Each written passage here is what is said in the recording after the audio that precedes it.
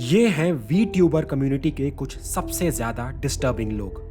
और जैसे जैसे आप वीडियो में आगे बढ़ेंगे, केसेस और भी ज़्यादा खतरनाक होते जाएंगे।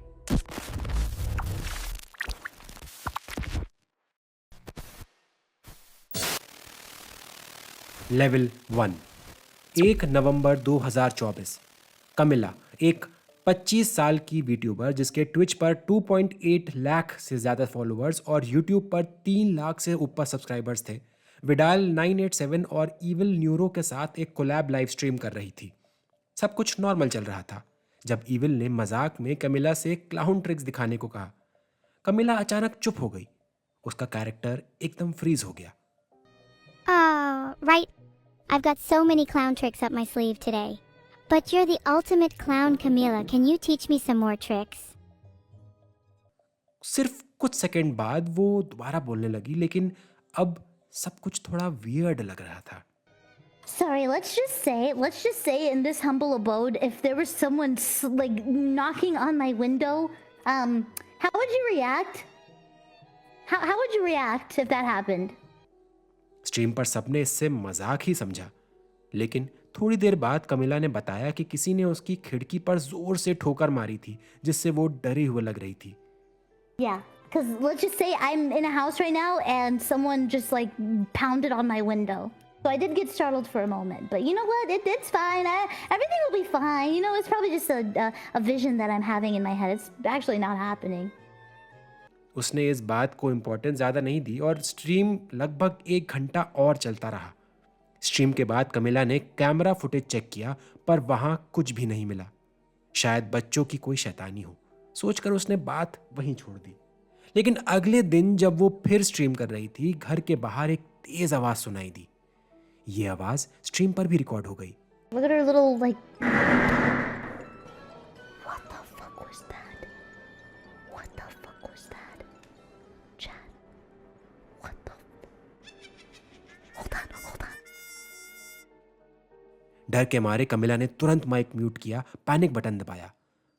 वो इमरजेंसी अलर्ट जो पुलिस को सिग्नल देता है, और माँ को चेक करने दौड़ी। अच्छा हुआ माँ सेफ थी।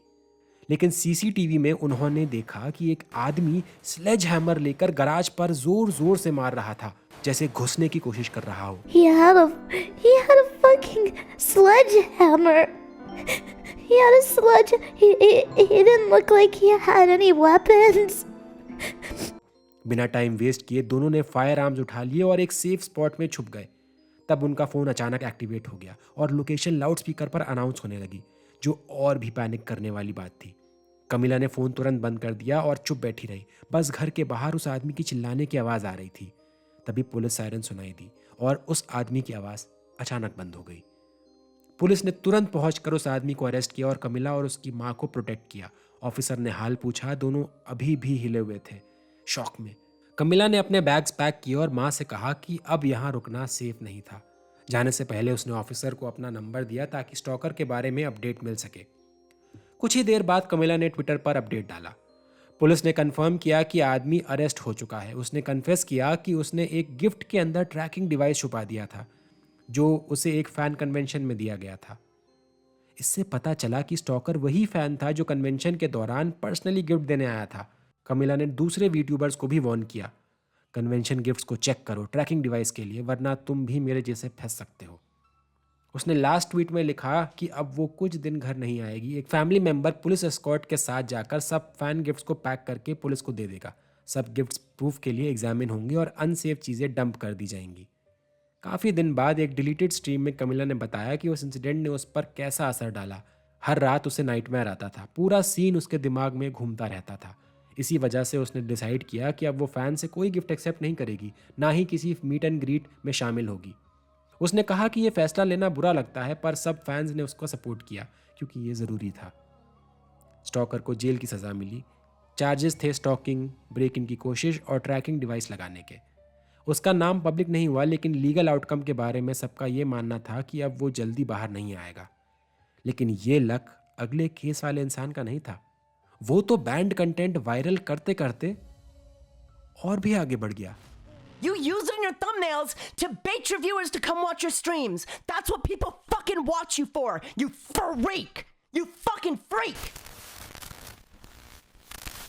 लेवल 2। नक्स टाकू 29 साल का कनेडियन यूट्यूबर जिसके यूट्यूब पर 2 मिलियन से ज़्यादा सब्सक्राइबर्स और शुरुआत में लोग उसके बहुत दीवाने थे। उसका स्टाइल ही कुछ ऐसा था, फुल ऑफ एनर्जी, थोड़ा over the top, anime commentary और फन कंटेंट रिव्यूज़। लेकिन धीरे धीरे उसका कंटेंट और उसकी हरकतें एक ऐसे डार्क जोन की तरफ मुड़ने लगे जहां फैंस भी अनकंफर्टेबल होने लगे। 2019 के एंड से 2020 तक नक्स के वीडियोस एनिमे और मीम से हटकर एजी और प्रोवोकेटिव टॉपिक्स पर शिफ्ट होने लगे। इसी फेज में उसने शुरू किया अपने डिस्टर्बिंग कंटेस्ट्स, जहां लोगों को एनकरेज किया जाता था रूल 34 आर्ट बनाने के लिए, मतलब फिक्शनल कैरेक्टर्स के अडल्ट वर्जन्स। इसी दौरान नक्स दूसरे वीट्यूबर्स की लाइव स्ट्रीम पर आता, डोनेशंस करता और फिर सजेस्टिव रिक्वेस्ट्स डालता। इलीगल तो नहीं था, पर जो पैटर्न उभर रहा था वो डेफिनेटली डिस्टर्बिंग था। फिर आई एक पॉपुलर सीरीज, लेकिन सबसे गंदे तरीके से। नक्स ने ओपनली एक्सप्लिसिट और शॉकिंग विजुअल्स दिखाने शुरू कर दिए। Bestiality type acts, blood related characters के साथ सजेस्टिव आर्ट और बच्चों के जैसे फिक्शनल कैरेक्टर्स के अडल्ट डिपिक्शंस तक।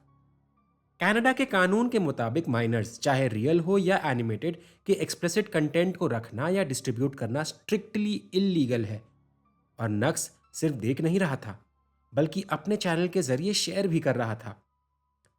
2020 में नक्स का कनेक्शन होता है एक इनफेमस NSFW आर्टिस्ट से, शाडमैन।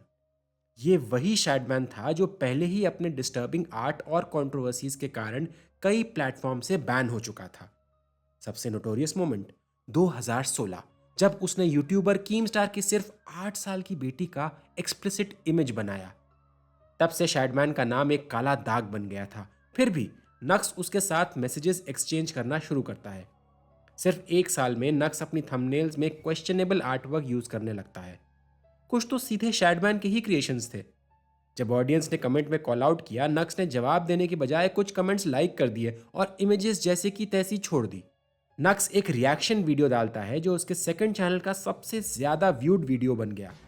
ये था वायरल आनका डांस मीम, जो टिकटॉक पे इतना चला कि बच्चे तक मिमिक कर रहे थे।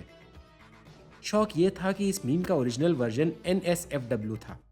नक्स खुद वीडियो में कहता भी है, स्ट्रेंज है कि बच्चे अब ये कर रहे हैं, लेकिन बात को वही छोड़कर म्यूजिक की तारीफ करने लगता है। और सबसे बड़ी गलती, उसने थंबनेल में वही एक्सप्लिसिट मीम इमेज लगा दी। रिजल्ट, यूट्यूब ने वीडियो हटा दिया और रूल्स वायलेशन के लिए स्ट्राइक दे दिया। 2021-22 में एक और बड़ा स्टॉर्म आता है। वीट्यूबर बुंगो टाइगा एक्सपोज होता है कि उसने एलिजिडली एक 17 साल के माइनर से एक्सप्लिसिट फोटोज मांगे। नक्स तुरंत टाइगा को प्रेडेटर डिक्लेयर कर देता है, पर टाइगा एक एक्सोनरेशन डॉक्यूमेंट रिलीज करता है। सिर्फ डिनायल नहीं, बल्कि ब्लेम नक्स पर शिफ्ट कर देता है। Like, shut the fuck up. Stop acting like it's the worst fucking thing in the world. You do it. You do it. You do it. You get off to it. You use it in your thumbnails to bait your viewers to come watch your streams. That's what people fucking watch you for. You freak. You fucking freak. Tyga का कहना था कि नक्स के content ने miners के suggestive depictions को इतना normal कर दिया कि उसने सोचा ऐसा करना एक्सेप्टेबल है। लोग धीरे धीरे टाइगा की बात सीरियसली लेने लगे।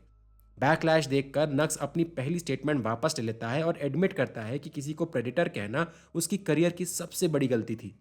Without hyperbole, this was the biggest mistake of my career, and I am deeply, deeply sorry for spreading misinformation and for causing any undue hate to be sent Taiga's way. Like, this was probably the biggest L of my career. लेकिन कहानी यहाँ खत्म नहीं होती। 2024 में the shed files नाम के expose posts आते हैं, जहां शैडमैन के साथ इंटरैक्ट करने वाले क्रिएटर्स को कॉल आउट किया जाता है और लिस्ट में एक फेमिलियर नाम, नक्स टाकू। नक्स तुरंत रिएक्ट करता है और कहता है कि शैडमैन के साथ उसका इंटरैक्शन एक तरफा था। Oh, it's the Shadman stuff. Okay, so I knew it was Lolly stuff. Okay, so Shadman takes Lolly to another level. So Shadman is a 90-ish ish fellow, okay? Not actually been necessarily, as far as I know, accused of shit. I know that there have been criminal stuff that's going on here, but Shadman didn't just draw lolly porn. Shadman drew lolly porn of real life people. लेकिन creators कोईमैन और lyrics उसके पुराने content के screenshot दिखाते हैं जो clearly उसके claim को कॉन्ट्रडिक्ट करते हैं। I just scrolled back in my DMs from how old is this? One sec. 2020 with Shadman, because he sent me some wild. Like you brought him up. I totally here. Listen to this. I say to him that yeah, I have a theory that hentai is a latent Japanese tactic after World War II to indoctrinate Western society. I send him that like it's a copy pasta. Screenshots reveal करते हैं कि नक्स ने खुद शैडमैन को collab के लिए message भेजा था। जब प्रूफ सामने आता है, नक्स डिफेंड करते हुए कहता है कि कोलैब से उसका मतलब शैडमैन को ग्रिल करना था। People are making this as some sort of I am supporting him and I'm trying my best to become friends with Shadman, this monster, which is fucking stupid if you know my content at all. I troll confront people when I collab the same way you do, talking to Keemstar, on LOLcow, and if you watch my videos you know that. I say, people saying I'm a पर बात यहाँ भी नहीं रुकी। ये expose दिखाता है कि नक्स ने नोइंगली शैडमैन का कंसेप्ट अपनी थंबनेल्स में यूज किया था। बैकक्लैश इतना इंटेंस था कि नक्स ने इवेंचुअली चुप रहना ही बेहतर समझा, होपिंग सब कुछ थोड़े टाइम के बाद धुंध में खो जाए। लेकिन तब तक उसकी हिपोक्रेसी और डिस्टर्बिंग चॉइसेस सबके सामने खुल चुके थे। अगस्त 2024 में हार्मफुल ओपिनियंस और निकैंड्रोस ने एक बड़ा वीडियो बनाया, पूरा रिकॉर्ड एक्सपोज करते हुए। or Gura. Nothing is anything against lollies. It's lolly that's the gray zone. Reverse image searches सीधा एक्सप्लिसिट साइट्स तक जा रही थी और सबसे शॉकिंग पार्ट, नक्स नोइंगली फेमस वीट्यूबर्स जैसे गौर गुरा को ऐसे डिस्टर्बिंग बॉर्डरलाइन क्रिमिनल कंटेक्स्ट में इंक्लूड कर रहा था। There's lollies, which I have absolutely nothing against. I don't think anyone has anything against lollies, okay? Like Chibidoki or Megumin from Konosuba or Gura. Nothing is anything against lollies. It's lolly that's the gray zone. This guy's pinned tweet that he retweeted is this. All right, look, it's lolly stuff. That's a line. All right, lolly stuff. That's the gray zone, not actual, but the gray zone. आज भी नक्स video बना रहा है, लेकिन अब उसका नाम हमेशा यूट्यूब के सबसे डिस्टर्बिंग कंट्रोवर्सीज के साथ जोड़ दिया गया है। और अगर आपको लगता है कि ये स्टोरी अपने डार्क पीक पे आ चुकी है, तो अगला केस और भी ज्यादा चिलिंग है। इस बार बात ऑब्सेशन की नहीं, मैनिपुलेशन की है।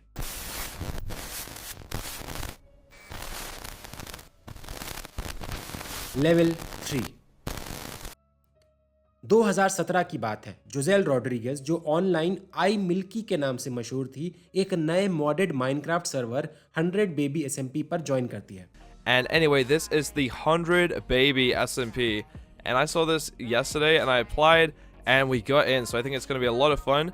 For those that don't know what this is, it is the Minecraft Comes Alive mod, but on an SMP server, and the aim is to have 100 babies, which is going to be a lot of fun. I think it's a popular Sims challenge that some Minecraft Comes Alive YouTubers have been doing, so we're going to get into this. ये सिर्फ एक game server नहीं था, यहाँ Minecraft और वीट्यूबर circle से creators आपस में कनेक्ट करते थे। आई मिल्की माइनक्राफ्ट और VR चैट का कंटेंट बनाते हुए धीरे धीरे वीट्यूबर और गेमिंग कम्युनिटी में पहचान बना रही थी। लेकिन दूसरे वीट्यूबर्स की तरह बड़ा ऑडियंस चेस करने के बजाय उसने छोटी छोटी डिस्कॉर्ड और ट्विटर ग्रुप्स में घुसकर अपना सर्कल बनाया। आर्टिस्ट, एडिटर्स, छोटे क्रिएटर से दोस्ती करके अपनी इमेज बिल्ड करी। उसका चैट स्टाइल लाइवली था, कोलैबोरेशंस रेगुलर थे। सबको लगता था कि वो कम्युनिटी में अलग ही चमक दिखाती थी, पर धीरे धीरे उसके असली इंटेंशंस सामने आने लगे। फॉलोअर्स ने उसकी प्राइवेट चैट्स लीक की। रैंडम सवाल, क्या तुमने कभी फेस रिवील किया है? अपनी पर्सनल सोशल मीडिया पर किया था, पर ट्वीट डिलीट कर दिया। तुम्हें क्यों जानना था? बस क्यूरियोसिटी थी, तुम दिखती कैसी हो? कुछ महीने बाद जून 2018 में एक आर्टिकल आया जिसने वीट्यूबर कम्युनिटी को हिला दिया। हेलो सबको, मैं ये साइट सिर्फ आई मिल्की को एक्सपोज करने के लिए चला रहा हूँ। मैं उनका आर्टिस्ट था और विक्टिम भी। सबूत दिखाने के लिए सबसे पहले कुछ फैक्ट्स क्लियर करना चाहता हूँ। ड्रामा और बढ़ गया जब ट्विच स्ट्रीमर स्मार्टी ने ट्वीट किया। मिल्की यानी एली ने कई लोगों से गलत पिक्चर्स मांगे थे, न्यूड्स, फ्लैशिंग, ई-सेक्स और बहुत कुछ। और भी लीक्ड चैट सामने आए जिसमें दिख रहा था कि आई मिल्की माइनर से सेल्फी और फोटोज मांग रही थी। कभी अपनी उम्र झूठ बोल रही थी, कभी अकाउंट डिलीट करके सबूत मिटा रही थी और फिर नए नाम से वापस आ रही थी। कम्युनिटी का रिएक्शन देखने लायक था। प्यूराइट, पम्पकिनाइट, ब्रोकन एंडी, एविसेलिया, टायरडेली, हर नए यूजर नेम के साथ और एक्सपोजेस ट्विटर और डिस्कॉर्ड पर छा गए। ये भी पहली बार नहीं था। 2015 में अपनी ट्रांजिशन से पहले जोजेल रॉड्रिगेज ने सिर्फ 13 साल की एक लड़की को माइनक्राफ्ट पर फंसाया था और स्काइप पर फोटोज और वीडियोस मांगे थे। जब उसके फादर को पता चला, पुलिस ने रेड की और उसके घर से 100 से ज़्यादा child exploitation files milli.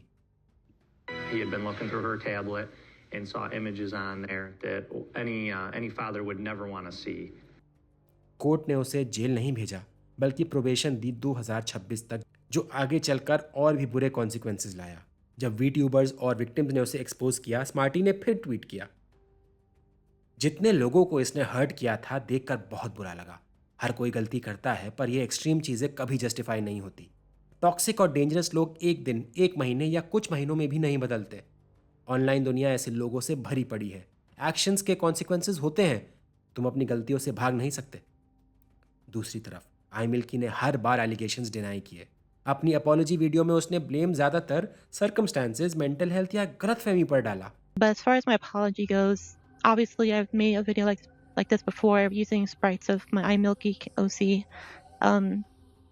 And I cannot express how sorry I really am for everything that happened. I mean, there's no forgiving what I've done. And regardless of what people think, I like to look forward and move forward, because if you spend your life depressed and thinking about all the sad stuff, what does that make your life? Like, how are you actually going to be happy and satisfied with who you are and the things you do if you're just going to go hating on people for this happened a couple years ago now, and people are still hating on me for it, instead of just accepting the fact oh, she changed, so we should accept that and help her move forward, instead of spreading hate and making the situation worse. I don't understand why people think that's going to solve anything. And as far as me making a Twitter, yes, it's a little risky, but again, I'm taking that risk because you guys deserve to know that I am deeply and sincerely sorry for everything that happened, and there's no excuse for what I had done. Regardless of my depression, regardless of my anxiety, regardless of my sixth sense or whatever it is that happened. असली माफ़ी तो उसने कभी मांगी ही नहीं। I'm 27, and a lot of you may know about the crime I convicted and why I'm kind of a little iffy on the whole thing, and why I kind of stood away from the internet for a little while. So yes, there is an article online about me. If you want to take a look, I'll link you to it, whatever. It doesn't really matter, because not everything under is completely accurate. For example, they talk about, if I remember correctly, over 100 videos or pics of girls doing things. That's not true. As far as I know, I've only had that done with a few girls, and even then I have a very vague memory of it. Public ने उसकी बातों पर भरोसा नहीं किया। फिर भी आई milky ने कहा, मैं चाहती हूँ लोग झूठी अफवाहें ना फैलाएं। मैंने काफ़ी महीनों से किसी अंडर एज इंसान से डायरेक्ट कांटेक्ट नहीं किया था, तो प्लीज़ मुझे अक्यूज़ मत करो बिना प्रूफ के। विक्टिम्स ने क्लियर कर दिया कि अकाउंटेबिलिटी खाली शब्दों से डॉज नहीं होती। नवंबर 2020 में उसने एक और अपॉलॉजी ट्वीट किया, मेरा नाम और लाइफ दोनों बर्बाद हो चुके हैं। लोग फिर भी हेट भेजेंगे, पर मुझे ये मैसेज देना था। इस बार भी उसने सिर्फ कहा, मैं भी इंसान हूँ, तुम सब भी हो, गलतियाँ सब करते हैं, कभी कभी इन्हीं से हम अपने पुराने सेल्फ से बेटर बनते हैं। 2021 के एंड तक कई फेल्ड कमबैक अटेम्प्ट्स के बाद आई मिल्की ने नया नाम ले लिया, वॉइडीन, एक mute AI themed VR chat streamer. फिर वो धीरे धीरे गायब हो गई। 2022 तक उसका YouTube चैनल डिलीट हो चुका था और आज तक कोई नहीं जानता था वो कहाँ गई। लेकिन कुछ लोग मानते थे कि वो अब भी VR चैट में नए फेक नाम से छुपी हुई है। तो ये था हमारा आज का वीडियो। अगर आपको वीडियो पसंद आया है तो प्लीज़ लाइक, शेयर और सब्सक्राइब करना ना भूलें, और कमेंट्स में हमें बताएं कि आप अगला वीडियो क्या देखना चाहते हैं। अगली बार फिर मिलेंगे किसी धमाकेदार वीडियो के साथ। तब तक के लिए नमस्कार एंड गुड बाय।